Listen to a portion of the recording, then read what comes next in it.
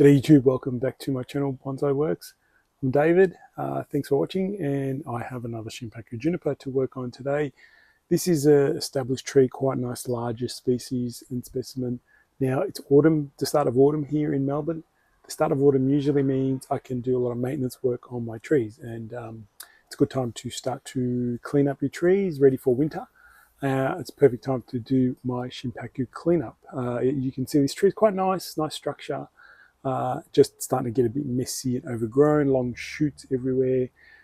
Some of the branches are starting to, not looking that good, or a bit out of whack, and so on. So I really want to get started on this tree. So before I start, I just want to say sometimes my Aussie accent is very hard to understand, or can be misinterpreted. I do say bonsai like Aussie.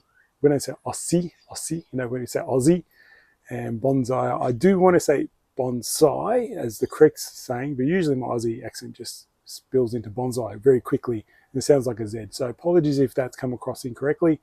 I do try my best, but I think that accent and I'm lazy to remember to keep correcting myself. So anyway, I just want to say that. So let's get really into this tree and let's get started to work on this tree, and I'll show you how to maintain this Shimpaku juniper. So usually it's a preference thing for how to style this or work on these trees. You can start from bottom up or from top down, really up to you. I think when I'm designing and restyling trees, I usually always work from bottom up, of course.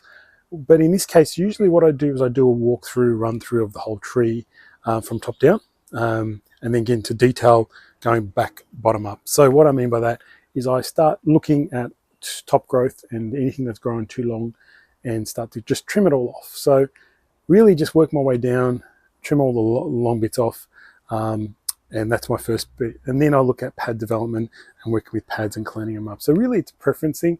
There's nothing wrong with starting from the bottom up and working your way up as well. From the top down, nothing wrong with it. Just choose which one you like and like to do. So if you see anything that needs to be cut off, anything that's died, branches died, cut it off, etc.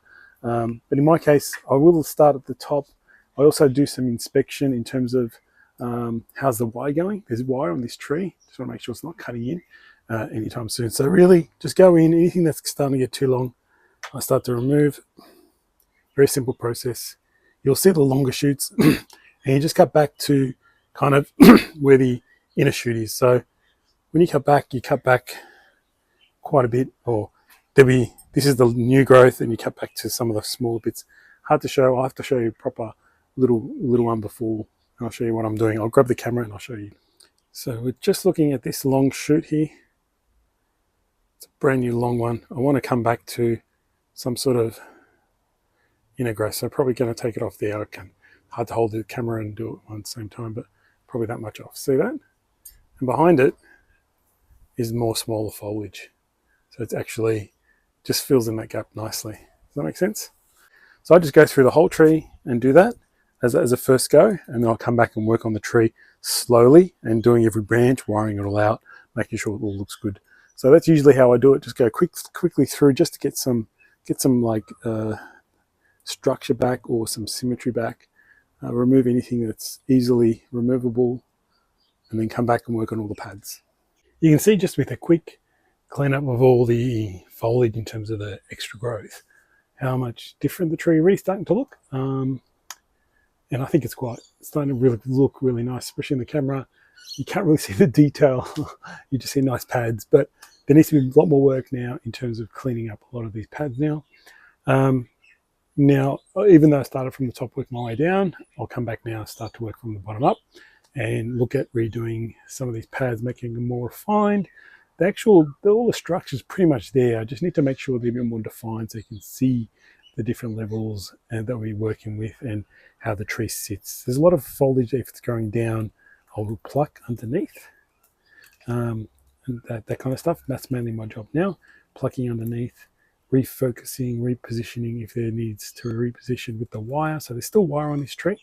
Now the wire's been on for a while because this tree doesn't really grow super fast anymore in terms of trunk thickness. So having the wire on there, it actually doesn't really cut in as much or very fast at the moment because it's quite an old tree. It doesn't grow as fast, so the wire can stay on a bit longer. Although to be It's a bit ugly in certain spots, it's a bit heavy. So I'm going to look at removing what I can in terms of wire, heavy wire especially, and look at, you know, rewiring if I need to make it look neater. Because this tree now is more in the refined stage where I should be using copper wire to really make sure you can't really see the wire as much. If you have a close look, you probably see guide wires in here that's been on there for quite some time. I'm pretty sure I can get rid of them. So I'm going to work my way up slowly from the tree, start probably on the lower branch there, move across, and we'll work my way up to the top of the tree. And really all it is going through repositioning a lot of these branches if they've grown up too much, then cleaning up any of the foliage. And as long as the foliage comes back up and sits up like that, which it is now. So once it does that, you can kind of start to see, oh, there's still some more long bits. And I'll come in and take off those long bits, or the new shoots, I should say. Some new shoots in here, reduce the back just from the point. Do not do a hedge trim on these trees, please. They'll just brown off and, you know, look ugly. The tree look terrible for a very long time. So don't do that. But all in all, just go through and redo your positioning, clean up your branches, and we should start to get a really nice looking tree very quickly. I want to try and show you what I actually do in terms of putting, for example, this pad into a better shape than it was before. You probably just see on this side that I've done some work here. You can see how nice and defined that is there. Then it's kind of clean, and there's another one above it, where this looks like it's a bit more of a one whole bushy bit. So one thing about maintaining bonsai, it's one of the most important activities you can do to a tree to actually get it to a point where it's in a show quality tree. Now, you've seen so many, like I've done so many creation videos and transformation videos and so on, but you know, that can only take you so far, transforming a tree. But if you don't then maintain that tree and keep it looking really good and clean and so on, then it's never going to get better.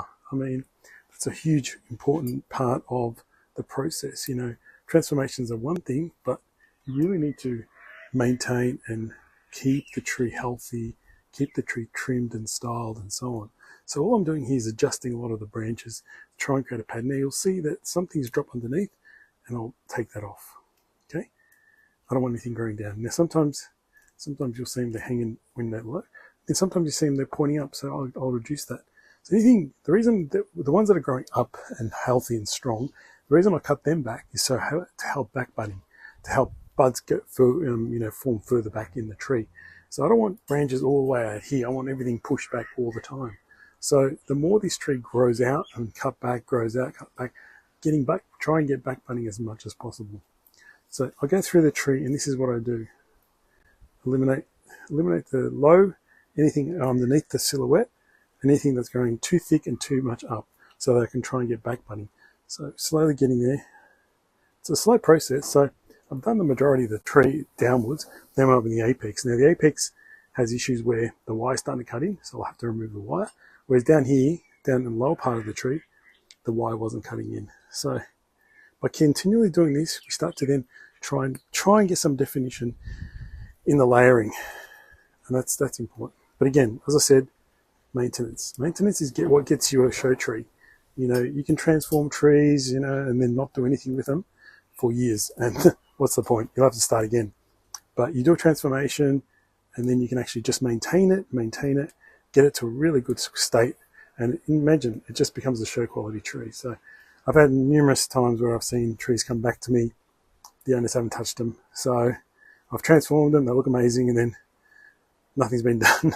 So it's like, oops, let's start again kind of process. So really important to keep maintaining your trees. And this is just a maintenance activity that I do in autumn, start of autumn here in Melbourne. It's a nice activity to do. It's long, it's tedious, it's not the most exciting, but it's something you have to do. You know, bonsai, it doesn't have to always be exciting, it's about patience. So here's the final tree after I've done the work on the pads. Quite a nice tree, very nicely defined.